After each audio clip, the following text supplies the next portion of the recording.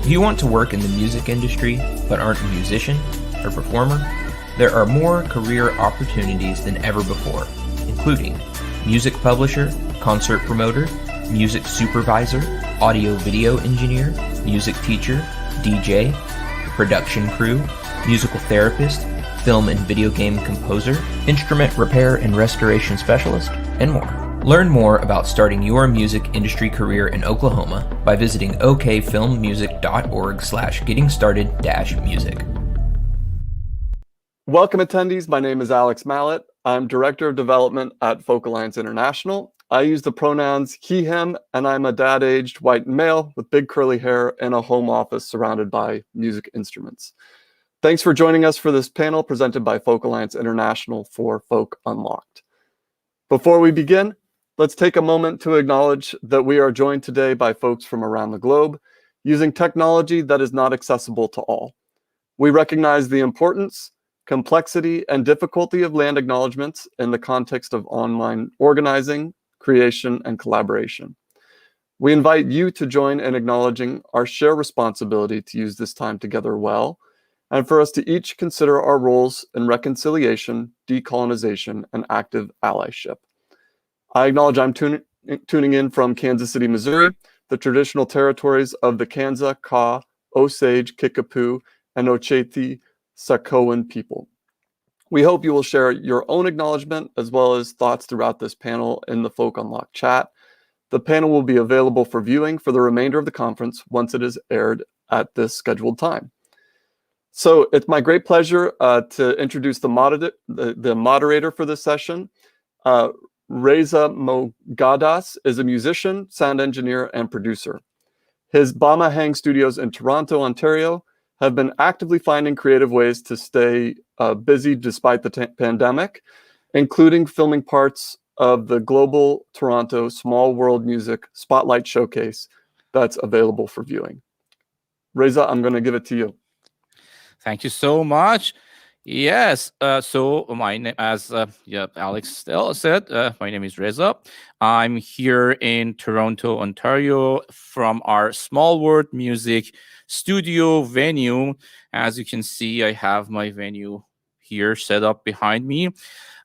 We are in Toronto, and I want to acknowledge that we are in a land and a territory of many people for thousands of years, including Mississauga First Credit, Anishinaabe, Chippewa, Haudenosaunee, and the Wendat, and the Métis people. So we acknowledge that we're in their land, and we are so lucky to have this amazing venue. And thank you so much to Folk Alliance for having me in this session. Normally, I'm sitting on the other side, part of the panelists, and this is my first time as a moderator. So quickly, don't want to talk too much, and I'm gonna go around. And I think the best way is I just go over the agenda that what we're talking today. So as all of you know, for past 1 year, almost 11 and a half months, we've been into this situation, pandemic. And then we are all in performing arts industry, technicians, presenters, promoters, artists, and then we have to adapt to a new life using different tools. And one of them is live streaming, and you can see us live from all over the world. So we all have to adjust, adopt, and learn new skills and get into this. I've been into so many tech related panels talking about tech, but today we're going to talk about other sides of live streaming and the effects on performing art and music industry. I'm going to have there is like this group of amazing and beautiful people. It's great because now we have artists and presenters and promoters in this group, so we can hear from all of them their ideas about live streaming. So instead of like I introduce them one by one, just gonna call the names and let them introduce themselves and tell us a little bit about what they've been doing in past 11 and a half months using live stream for what is their normal life. Like if you're a musician, artist, presenter, promoter, how you used your live streaming in past years. So I'm going to start one by one, and I'm going to start with Amythyst, and I'm going to let her introduce herself and tell us about what she's been doing with live streaming. Thank you so much, Reza. Hey, everybody. My name's Amythyst Kiah. Right now I'm living in Johnson City, Tennessee. I think this is the first time I've ever been part of a panel where people actually recognize the native peoples that lived in the area that they live in. So that's a very new thing for me. But I do know that the Cherokee and the Blackfoot lived in this region, and there are probably others, but I don't have that information right now. But yeah, I think it's good that we do recognize that we are on land that wasn't originally ours. So I think that's really cool. So I learned something new today. But anyway, so for me, I'm a singer-songwriter. I play guitar, banjo, and I've been professionally pursuing music for the past 10 years now. And up until the pandemic, I was first and foremost a touring musician, and my entire identity was being a touring musician. So once the gigs started dropping, there was at least a month or so of like, well, who am I? What am I doing? Lots of talks with my therapist, that whole thing. So I was fortunate enough to be able to transition into doing virtual gigs, because not all musicians have been able to do that. I recognize that because I'm a singer-songwriter, because I have experience being a solo performer, I'm able to carry on and do shows on my own, whereas musicians that are, instrumentalists or are, or like, in other parts of the industry, some people have had to totally switch career paths until all this is, back to semi-normal, whatever that'll look like. So I'm very grateful and fortunate that I've been able to continue on with that. But, with the gigs, obviously that comes with less money. So the upside is that even though there's less money coming in, I'm not forking out a lot of expenses for hotels and transportation and buying merchandise as often. But what I did have to start doing is I had to start investing in equipment that would allow me to record the highest quality video possible. I think all of us, when we first started streaming, we were using our phones and we were using the internal microphone, and we maybe stacked our phone on a top stack of books. So that's kind of where I started. And this was probably back in like April or May when gigs started, when venues and festivals that I had been booked to play switched over to online. So it started from there, and then I had to continue on and slowly build up lighting and microphones and all that kind of stuff. So did I run over time? It's perfect. Thank you so much. Amazing. Yeah. Okay, good. Yeah, that's what all of us like experienced, like, changing from being a regular venue tech. Then I had to, learn all the skills, spend time. And then now here we are. Okay, so we're going to move on. And I'm going to ask the next guest, Reze, to introduce and tell us about what you've been doing and how you adopted with this new live streaming thing. Hi, I'm Resse Tanimura, and I'm with Northwest Folklife and the Seattle Music Commission here in Seattle, Washington. My pronouns are she, her, they, them, and I am on the traditional lands of the Coast Salish and particularly the Duwamish peoples. I think we also are in Muckleshoot, Still-Quamish, and Susquamish territory as well that overlap. And so Yeah, I mean, I want to acknowledge that this is just about a year right now that we are in this situation. We first heard about, the first cases were in Washington and of COVID-19. And so we went into, I believe, sort of our mandated lockdown isolation period right in the next week or so, a year ago. And we run, definitely one of the largest festivals here in Washington and possibly the country in May. And, there was a whole bunch of, should we run? What's going to happen? We'll just wait. And at some point, within the month of March, we kind of started saying, understanding the conditions isn't really reasonable. So we decided to go to a streaming festival and basically in 3 to 4 weeks converted what would normally be a 4-day, 250,000 person fest into a streaming event that was smaller, but still ran over 3 days. We tried out some new technologies. We had, of course, folks that did some pre-records. We had some live stream MCs. And then we also had some participatory dances through Zoom. It was a big part of our folk tradition is in the participatory part.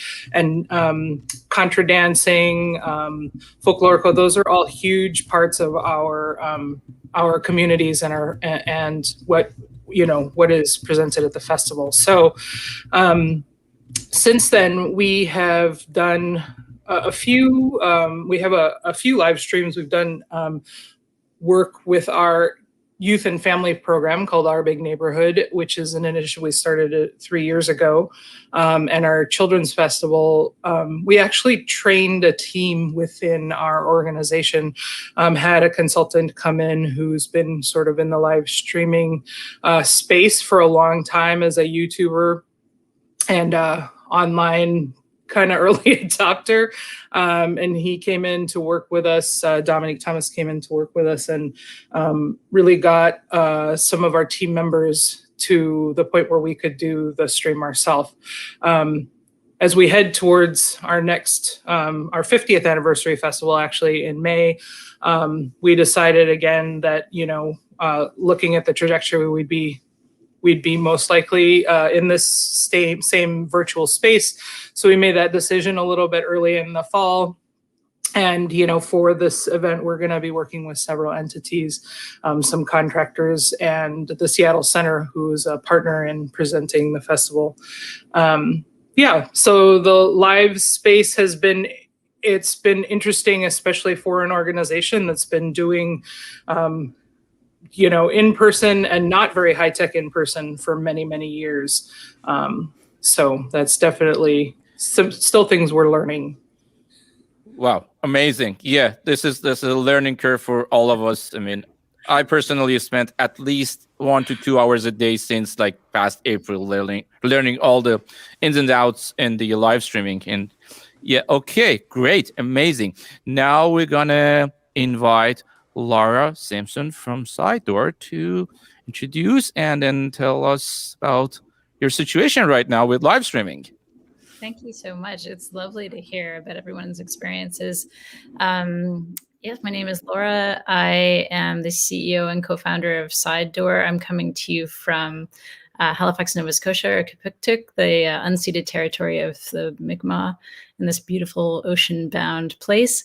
I'm actually sitting in the place where we used to host house concerts since 2011. And we ran Sidedoor as a place to find alternative spaces to book your shows, from houses to various other cafes, bookstores, community centers, parks. And we did that for years, and we were breaking into the US, and we had a big thing going with South by last March. We were going to do a big tour of all the artists down to South by Southwest. And then, of course, the pandemic hit, and we switched pretty quickly to live streaming because my co-founder, Dan Mangan, who's a touring artist, he and I have been, he's in Vancouver. So we've been doing live streaming meetings for a long time. And so he was our guinea pig, and he started live streaming shows on March 21st. And since then, we've done more than 700, probably close to 750 now. And so our information has largely come, and our learning has largely come from supporting artists for those interactive shows on Zoom, but also broadcast shows via our broadcast platform, and hybrid shows as well. So shows when they can be done in person plus an online audience. So we've run the gamut through live streaming. Wow, that's amazing. We did 250 shows, and I thought we did a lot, and you guys did like 700. It's incredible. Wow. Okay, so let's invite our next guest, Crispin, and let's hear from you as a producer. Hi, everybody. So I'm here in England. I've just been thinking about land acknowledgements. It's not something we're so familiar about here, but I'll work on my articulation for that. I'm a he, him, and just in terms of where we are now compared to where we were a year ago, we are a completely different production company. So our world was building, creating, and producing live music showcases from places like Folk Alliance or South by Southwest or Sim Sao Paulo or maybe Americana Fest. We built some quite big stages there, things like the Bootleg Barbecue in Nashville, some big shows over in South by Southwest that introduced lots of new genres like grime and the new wave of British jazz music to those spaces. And kind of this time last year, we were on a roll. And by the time we got to New Orleans for Folk Alliance, we thought we were doing some really interesting and good things and really helping discover and helping audiences discover new music. And interestingly, pretty much that was my last trip abroad. That was the last show we were able to produce in that space, in the live music space. So I have very, very fond memories of that time. I had to fly over to Austin to sort out something with South by Southwest, and took a fantastic little road trip then from Austin to New Orleans, and thought about what we would do in the year ahead. Now the year ahead is now here. We're in it, and in that time we now are producing, I guess, streaming, but I mean they're not really live streaming. They're as live streaming showcases. Our first one was called the British Underground Folk Music Special, and that was live. It happened for an hour and a half. The stream went down for a quarter of an hour, but it was a very, very exciting moment. It happened in July last year, and from then on we've moved our kind of UK showcasing into famous recording studios like Real World, which we did some of the Folk Alliance or the Folk Unlock show from, which you would have seen during this week. And last week, or maybe the week before last, I was in Abbey Road Studio 2 recording some underground independent jazz artists to make sure that they have a good voice at the upcoming South by Southwest conference. I work within technology and art and music, so I've got some interesting things to add later that go a step beyond the live streaming world and into that immersive art environment and immersive technology, but I'll reveal that a little later in the conversation. Wow, that's incredible, and I think all of you covered part of our next part in the agenda to talk about skills development and investments that we all made. For myself and our venue, I only had one webcam sitting back of the venue, and then we just used to do live stream. And then since the pandemic started, then we all had to we invested and spent a lot of money, time, and energy on internet, switcher, cameras, and now we're even going further with 4K, VR, 360. And I know all of you been there. So I want to hear from all of you, what do you think about the investments and time and money and equipment and learning that we all made. So we all talked about this a little bit, but let's talk more about that. So we can start one by one. Okay, I'll go. Yeah. Okay. So I think for me, when I first was starting out building up equipment, I I had in my mind, well, I don't know how long this is going to last, so I'm not going to invest a whole lot of money. You know, I bought like my first microphone, which is actually, or my first like streaming microphone, which is what I'm using right now. And then I did a concert for Seed Time on the Cumberland out of Whitesburg, Kentucky. And they were sending audio interfaces and like webcams. And at the end of it, they realized it was actually going to be cheaper for me to keep it than for me to try to send it back. So they just let me keep them, which was very generous of them. And then I used that for a while. And then, you know, then we got into like August, September, November. And it's like, okay, we're going to be doing this for the foreseeable future. So now I think it's time to start really like investing in, you know, a new audio interface that had more features on it. And then spending money on lighting. I bought 2 lights. So it was just, for me, deciding whether or not the amount of money I was going to spend was really based on how much longer I thought this was going to happen. And now I'm actually at the point where I'm thinking about buying a DSLR video camera because right now I'm still using, I'm using my phone for like pre-recorded videos, which I can record at like 4K. So that usually works out fine for me. But now when I'm getting into doing like actual live streams, I'm still using that other webcam, and it's just not quite doing what it can, especially when I add the lights in, it ends up kind of washing me out. So I have to think about that. And then also I had to buy another console because I found out that using an audio interface is not actually great for live streams. I found out the hard way.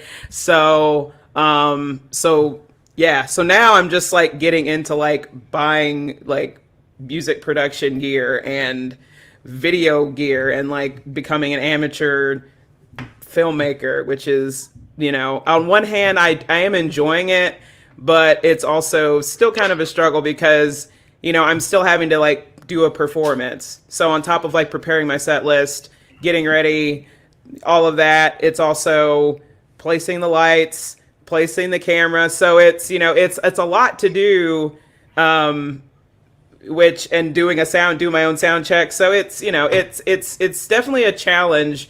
But yeah, so I'm at that point now where I'm like, well, I might as well take it up a notch again because we're still, I mean, it looks like for the foreseeable future through 2021, we're still going to be doing this. So yeah, that's kind of how I've been gauging it, is like, how long am I going to be doing this for? But wonderful. Yeah, that's what's happening to all of us, I guess. Yeah. We're all learning new stuff and, you know, getting new gadgets and toys and getting into technical issues and solving troubleshooting.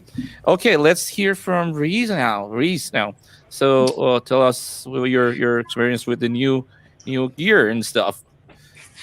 Yeah, well, Amythyst, I have to say clearly that you have spent some time, you know, with the setup. It looks great. It sounds great. You know, I am using a computer setup, which, you know, sometimes I think maybe my phone is actually better. And in our studio, which is really just our office, we have, you know, we've done a little bit more extensive mic setup for our hosts. I think one thing that we've had to balance, you know, we're a very community-based org. We our festival is non-ticketed. It's run basically on donations and sponsorships and that aspect. We don't have a gate, as well as any of our events have no ticket or registration fees. So part of what we have to balance is cost, but also accessibility, both from the audience and artist side. And I think that's just one thing that we, you know, have not totally fully been able to work out all the details, but it's something we're continuously investigating, is like more than the camera for us, like what, you know, closed captioning is available, or what other kinds of accommodations should we be making in order to be truly accessible. You know, we used to say accessible to all, just thinking because we didn't have that price threshold that everybody could attend, but understanding that, you know, naming all the technology involved, even some of our artists, you know, artists were the first hit in all of this. The gigs went away. They're likely to go like fully back into sort of normal professional income status and being able to do what they do, and, you know, probably to last of all the things just because of the gathering restrictions. And so thinking about, like, you know, it is expensive to get all this gear. So how can we as an organization who's presenting also make, you know, that either through working with partners that have that, you know, some film or production partners that may be able to have or loan, or get people into studios to do some of that pre-recording. I think those are all things that we have solved bit by bit along the way. And I think that it's just ongoing because, you know, from our standpoint, when we headed into it, even with the short turnaround, when we headed into it last year, we said that if we were going to, you know, do this and make this commitment, we were going to set it up so that we had this aspect available to us, you know, from this point on. And so we may go back into that in person and do that as, you know, the more major part of that when that is available. But the live stream, the online, it offers a lot of it offers just a lot of opportunity in connecting with audiences that can't come physically because of either physical barriers or because of distance. Some folks have moved away. I have family members in Canada. Some of our folks have family members in India and all over the world that were able to attend because we were online. So thinking about how to properly be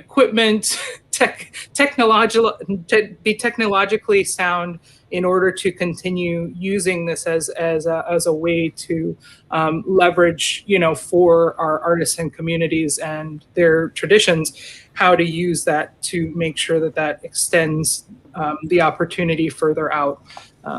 Yeah. That's amazing. So moving forward, and then our next two panelists, I want to add this to the question, because you're not only the artist, you're just, you know, you're a presenter and, you know, a producer, and then you know, you work with the artist.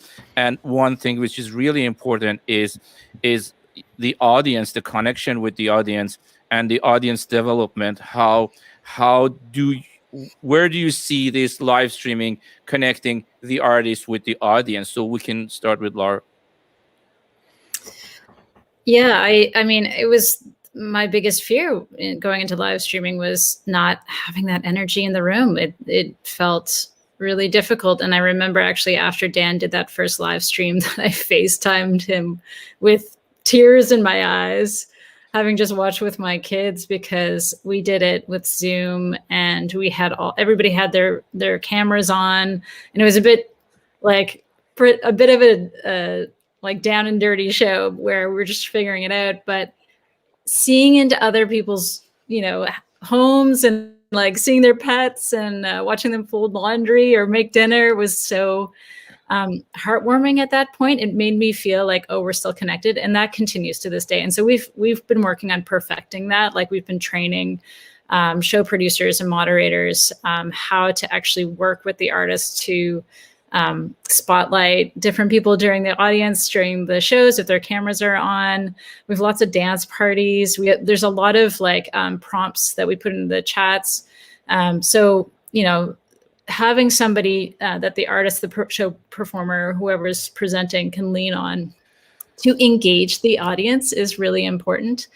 The other thing that we've found is that because we made our whole thing was making secure tickets. So we believed in a paywalled live stream, so that because we believe art has value inherently and you should pay for the show. And so although we do free shows, most of our shows are paid. And that just meant the secure ticket means that you have to have a user account. That all just means that all of the audiences that go to all of these shows then are in our community to learn about the other shows. And so we've been seeing a huge uptick in people just exploring, just like seeing what other shows are out there. And so we can recommend new shows to them. And so we've had a huge rate of repeat buyers, people just going. And then My favorite part is people see each other at other shows and then they become friends and you see that interaction. And it's so lovely. It feels just, it's not exactly like going to different venues and towns and seeing people, but you do start to see familiar faces. And now I just have my favorite audience members. Wow, that's amazing. Let's hear from Crispin. How do you see that the relation between the music and the audience and audience engagement?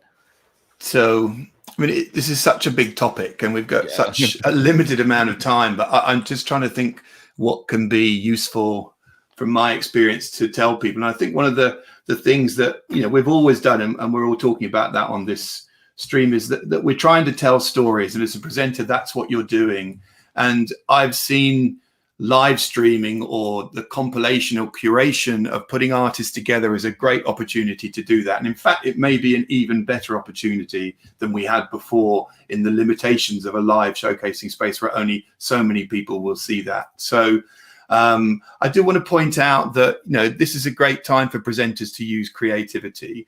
The show that we've just put up on the Folk Unlock website, which is called Looking for a New England, the people who made that were in the room when we were doing the live show, pulling the beer, putting the stage together, performing. There are no new people. We haven't hired a professional crew to make that. It looks exceptional. It's a brilliant looking show, but that's people who we were already working with. We've all adapted our skills. We've figured out what does the new thing look like, and we've tried very hard to make that the best we can. So bear in mind, you can upskill, you can change what you do. It isn't as difficult as it may seem. It may be harder than it looks, but all of those things are possible, and we've got time to work that out. And you can fail. This is a good place to do that. But actually, failure is part of success in this space. So stories, and just be confident you've got the skills, or the people who've got the skills to make exceptional work. And presenting and putting things together and curating, it is a creative skill, and we still have to put as much into that as you might do as a performer or as a songwriter, or however it might be in the space. So I just want to underline that it's all possible in the world we're in right now. And if I can just very quickly add to the end of that, when I talk about stories, we're working on a showcase. In fact, we just finished filming it for South by Southwest, which wouldn't be possible really in the world of real life showcasing, where we've filmed some of it in South Africa, some of it in Nigeria, some of it in Ghana, and some of it in London. It's a story about a genre that's developing in London called Afrobeats. And actually, we're much better able to tell that story, bringing those things together with a host as a live stream than we would be in any other circumstance. So there are advantages to this way of thinking. Wow, amazing. Yes, on this stage behind me, we did 70, 80 shows in past few months. And some of them, we brought in some bands that they used to play 3 nights a week together on a jazz club or in festivals or in tour. And they haven't seen each other for like 6 months. And then they came here for the first time. For most of them, I found it's a little bit challenging to perform for cameras instead of audience. So I want to ask this question from Amythyst, that you're a performer, but how do you feel like performing for cameras than like real audience? How you manage to get your vibe through the camera and pass it to your fans instead of like playing in clubs or arenas or stadiums? Yeah, so there's 2 different kinds of virtual shows, right? There's the pre-recorded, and then there's the actual live stream. And I've had 2 very different initial responses to both of those. Back in 2020, doing a pre-recorded show that is then sent off and then will be shown later, it just feels like you're making like a performance video. So that you're performing to a camera and no one's watching it right then. So that didn't really feel like too strange or out of the ordinary. What really threw me off was doing an actual live stream, because the things that I do during a live performance, I didn't really realize until I actually did my first live stream that I had to think of other ways to do things. For instance, after a song is played, there's applause, and then I say, thank you so much, appreciate it. But like when I'm in a live stream and I finish a song, I hear nothing. And I was very transparent about how I was feeling, and some people might have even, I don't know if anybody got annoyed by it or not, but I was very transparent about like, hey, this is kind of weird because I can't hear you all. And like, so I would be very like open and transparent about like how strange this was, and also recognize that it was also strange for the audience because they're also experiencing something different, that they're doing things differently than they would normally do. Like I'm sure, most audiences wouldn't be folding laundry while they're watching the show. I mean, it's just you're thinking of, there's just so many different things that we're all having to adjust to. So it really took until fairly recently, I guess, because I do more pre-recorded shows than I do live streams so far. So it really hasn't been until maybe the last 2 or 3 live streams where I've pretty much just changed up my routine, where I just say, thanks so much for listening. If you're just tuning in, I'm Amythyst Kiah. And so I've like adjusted, but sometimes I would just kind of go on a tiny ramble about how awkward it was, and like I didn't know what to do with myself. But so yeah, I mean, I think the big thing is just, changing the way that I engage the audience. Looking at comments has actually been a nice way to bring back that interaction, because usually after a show I go to the merch table and interact, and obviously you're interacting with the audience when they're right there. So like adding the routine of like looking at comments and like responding to people while in between songs has been another really great way to still feel like I'm engaging, and still reminding myself that I am playing to an audience even though I can't hear them or see them. So it's just little things like that kind of help further that engagement, because this is the next best thing until things are different. But totally, yeah, that takes us to the next part in our conversation, which is as artists. I know, like when the pandemic started, we all thought, okay, this is going to over in few months. We all thought by the end of summer we're going to go back to doing shows for the in person with the audience, have real shows, have people in our studios, and then now 1 year after, we're hearing about the new variants of the virus. We might stay in this situation for a while, and we all invested and spent time and energy and money and learned this. For artists, there's a one side, the emotional part and the artistic part and the mental part is another side.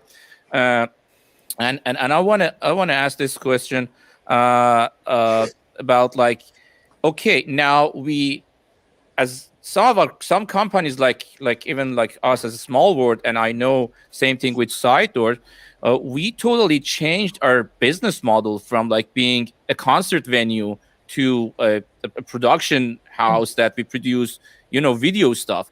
And I want to hear from Laura about like, what's your future plan on this? Like, is it something that's going to stay with us? And your future plan going to be like, okay, we're going to be a streaming company, than like going back to present artists for the live audience? Yeah, it's definitely part of our long-term plan. And so we're actually digging quite heavily into the hybrid model, because of course we were working with venues or spaces and hosts and artists. And so what a lot of people have done is exactly what you've done, is they've turned their space into a place where people can do their show. And so we're looking at that, building that out more, especially with the lack of venues. A lot of venues had to close. So we're trying to work locally and have smaller tours within smaller geographical areas when it's first safe to do so, smaller audiences, and then do hybrid model where people can do the online stream. And for that, we're specifically tackling the issue that was mentioned before of, how does the performer play to two audiences? It's a really interesting model. So we're looking at how to support the performer in that case, but also how the audience can have enough information to understand what kind of performance is going to be happening. Are they watching it being performed to somebody else, or are they actually going to be engaged with? Because I think it's important for the audience to know this. But for sure, it's part of our long-term plan. We've seen so many people access their audiences that would never have seen them before. So people who, places where they would never have toured, or people who cannot get out to see shows and venues, people who have various accessibility issues. Live streams have really helped for that. So we want to continue to support that in any way that we can. That's great. Yeah, that's something that we tried to do a few times. Instead of like having a band on stage performing for an empty venue, sometimes we try to put the artists the way that they're facing each other. So it's more like a conversation between two artists, and then we do like over shoulder views from each artist to get that feeling to the audience, that how they feel being in the same room with the audience, than okay, you have a band on the stage and performing for cameras. And then now we have this live streaming part of our daily life, and we probably don't want to let it go for the future, even if we open to live performance for the audience.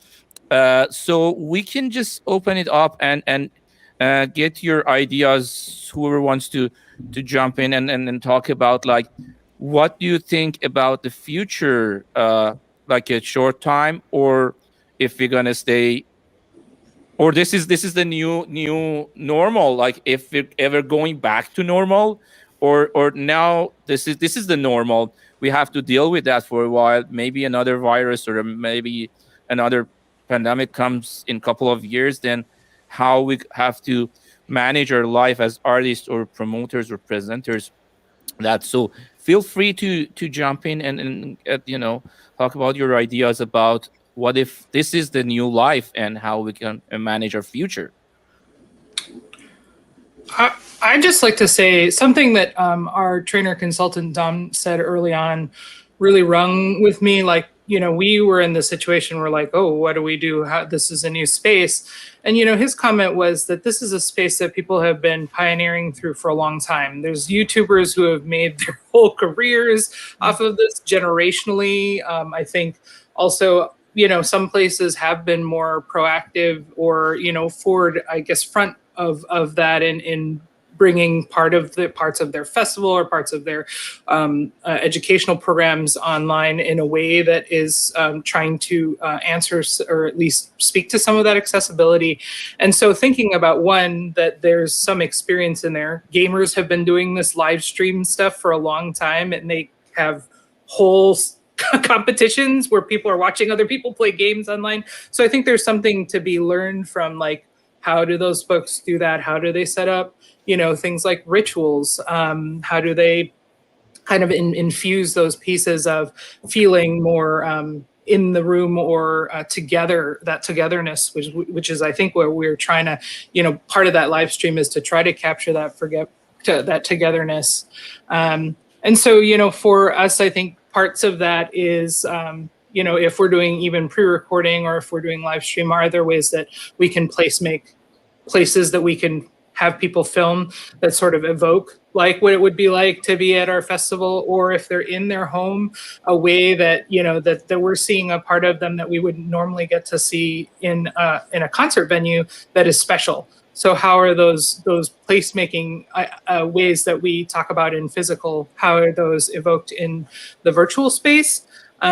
Because, in all honesty, I do think whether or not this is actually what will be going on in perpetuity, when we come back to physical, and I'm saying that optimistically, and in-person events, it's going to be different. There's going to be health restrictions. There's going to be all kinds of, different production needs. And I think the accelerated conversation about accessibility has been a thing that has actually been, somewhat positive in that, before it was we're going to address it or we're thinking about it. But now you really do have to think you are leaving out whole swaths of your audience and the community if that's not something that's forefront on your mind or that you're actively working on.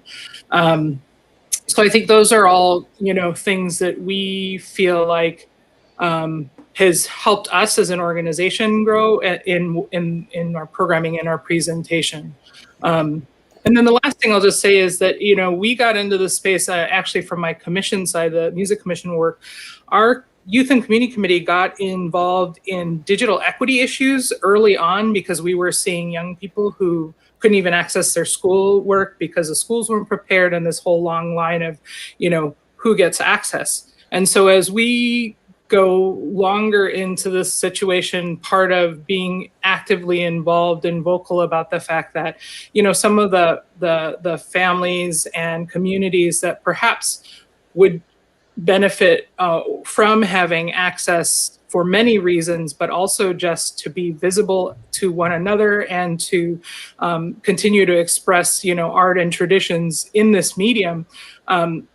If we have the space and we have the platform, how much can we add to the conversation to forward that, to make sure that we do have better access and equity around that for everyone? Because I totally agree with Laura. Art is valuable, but we also want to make sure that everybody truly does have that access and ability to participate, expression-wise and as an audience member. Fantastic. Since we're running a little bit out of time, so I want to ask one really important question, which I think can answer that, and that's the financial part. I mean, Laura said that, okay, you're paying artists, but how we manage to, sell tickets, because a lot of people that now used to, watch things on YouTube and Facebook for free. They don't pay for the tickets. Managing for selling tickets for online shows or live streaming is not easy. There's so many platforms. And actually, one of the questions that came to me as a record label, somebody asked for what kind of platform you recommend to do your live streaming. So maybe we can just combine all of that and answer that, how we manage to, pay the artists, pay the facility, pay the venues. I mean, here in Canada, we have the support of the government, and we get grants to, to support the artists. But I know in some countries there's no granting system, and how do we do that? So let's talk about financial part. How do we make money out of this, and which platforms we recommend that if you want to do free or ticketed? So we want to answer that. I mean, Yeah. I'll just do my own plug here that Sure. there's actually no upfront cost to using Sidedoor, and so you can do a broadcast style show or a interactive Zoom show, and we do it all through our own accounts, and we have somebody who can do an A/B check with you. We have a tech who sets up and launches the show. We manage all the audience support, so nobody writing you how do I Chromecast to my TV? We manage all that.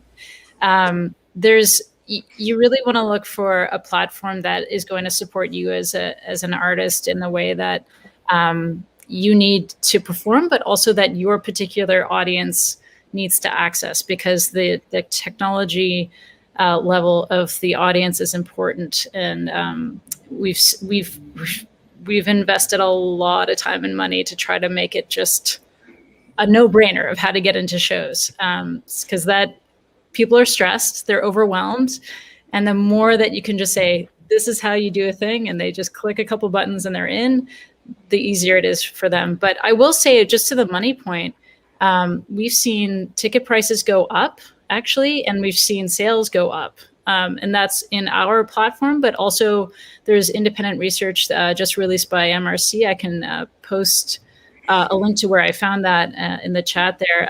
Just ticketed live streams have gone up from, I think there was in March of last year, there was 2% and went up to 55% by December. And then most consumers were actually looking to have a dedicated show where they're paying a ticket and they don't have to be asked for donations.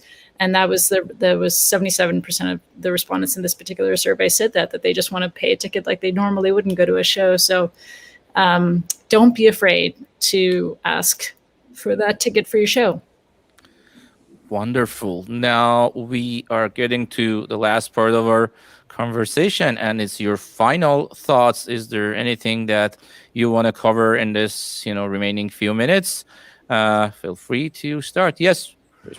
So, I mean, I think we're a funder of something called the International Showcase Fund, and I think funders do need to step up and start to understand the new model, because we're quite behind on what we're doing and we're not very responsive. So there's a call out to any funders there to start to adapt the model and make it more flexible for the new world we're heading into. And I'll include myself in needing to address that as well. And my final kind of thought on the technology side, in 5 years' time, I'll take you forward 5 years' time. I've got 2 9-year-olds behind this door. They're spending all their time on social platforms, on Roblox and things like that. And that's the place of the future. So we do need to be thinking about that. So that's coming down after Livestream. Virtual platforms are a thing to be looking at, and we're working on some of that now, and that's coming very quickly. So these kids are on that world all the time, are the music fans of the future, and we should be thinking about virtual reality and virtual platforms. Wonderful. Who's next? Just come up with your final thoughts on this. Well, I mean, I for one, and I meant to say this earlier, but I have been so impressed and so just really just thrilled for the community effort between promoters, production companies, and the audience, all of us working together to continue to get live music out there. And the accessibility thing that both Laura and Resse mentioned, that is something that I personally, in my mind, had never even thought about. Like, part of me on one hand is like, I miss being at the show, engaging the audience, but I wasn't thinking about the fact that, like, there are people that maybe couldn't even come to my show because of some sort of accessibility issue. So I think I, for one, am totally fine to keep doing virtual shows, knowing that somebody can still see it alongside of doing live gigs whenever that becomes possible again. So yeah, I don't know. That was something that I hadn't really been thinking about it. I'm glad you all brought that up, because now it's a whole new appreciation for what we've built because of this pandemic, and what we can continue to sustain for everybody that couldn't make it to a show even before the pandemic. Now they can continue to see live music, which is amazing. So wonderful. Laura, any thoughts? Final. I just so echo that. I mean, I remember the early days when everybody in the industry, that can be a pretty, especially when you get out of the folk scene, not the friendliest. It's more very competitive, but everybody was talking to everybody, and that cooperation, I hope, will continue. And I think that audiences are so, we have some shows happening here in Nova Scotia because we have quite low COVID counts, and man, they're selling out in a minute. So wait for it, it's coming back. Amazing. Resse, final thoughts? Yeah, I mean, I want to echo what Laura said, is that, thinking about going forward, hopefully we don't lose, the sense of what the value of art has been in our life in this situation, and how people are reacting to it, how people have, started to think about making sure that they pay for it, value artists, and do all those things. I think there's, the digital equity that's come up. I think as we move back into a space where we can do more in person, or go back to what some people feel is normal, I hope we don't lose that part of the conversation, because I think those things will press us forward in a good way, right? It gives us that opportunity to continue to make sure that accessibility is on top of mind for all communities. It gives us the opportunity to make sure that artists are more completely supported. We know all the safety nets that failed, right, in our economic systems, because it's not set up for gig workers and artists. So these are things that I hope that it doesn't just fade into the background as we get back to the thing that is, easy, or the thing that feels comfortable, that we keep ourselves a little bit accountable to being a little uncomfortable and always on that learner's edge, for our own sake, but also for all of our communities. Wow, that's wonderful. Yes, well, thanks to all of you and the Folk Alliance and everybody who had this opportunity for all of us to join this beautiful panel with you amazing people. Yeah, that's our new life. We all been through that, learning things, getting into technical issues all the time. A lot of people, they're afraid of that. And whenever that happens, I tell them, hey, look at Grammy Awards, that how like Adele's microphone disconnected or James Hetfield microphone was not working, or you tune in into any 24-hour news channel and look at that, see how many technical things happen in the middle of a radio station. So don't afraid, just do your best, and we are gonna be safe and good, and we're gonna get over this, and we're all together in this world. Okay, thank you so much, and I'm waiting for Alex to join us again. Hi, everyone. Wow, thank you, Reza, Amythyst, Resse, Laura, and Crispin. That was a great panel. So this session will continue to be available as a recording on the Folk Unlocked platform all week. Please take a moment to provide feedback about today's conversation by posting comments in the chat. So finally, Folk Unlocked is made possible and available at a pay-what-you-can price point, thanks to the generosity of donors. If you would like to support our work, donations can be made at folk.org/donate. And just stay safe and connected as a community. See you soon. Thanks so much.